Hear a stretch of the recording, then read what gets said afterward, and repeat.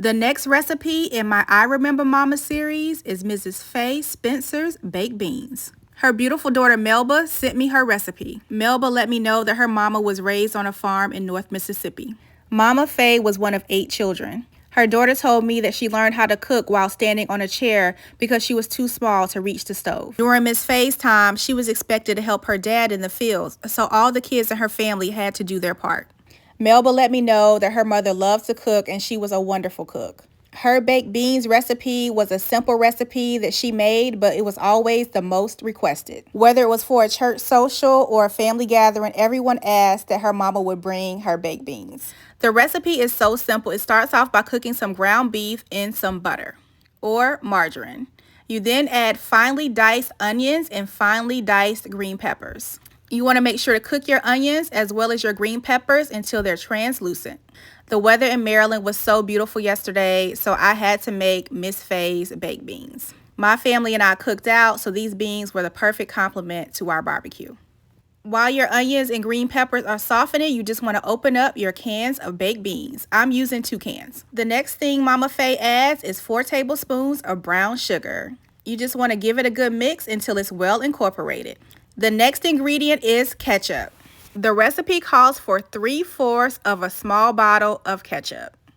My bottle was more on the medium side, so I just eyeballed what I thought was enough ketchup. Once you have mixed in your ketchup, the final step is to add in your ground beef and your veggies.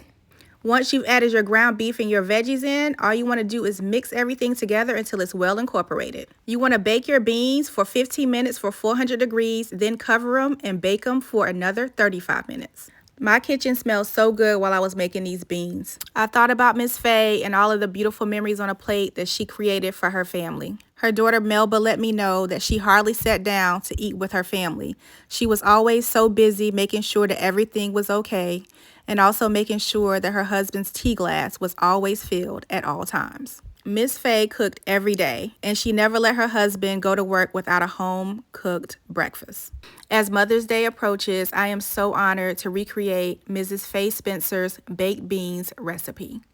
My family truly enjoyed these baked beans. I will write out the recipe and add it to my website, spillingthesweettea.com.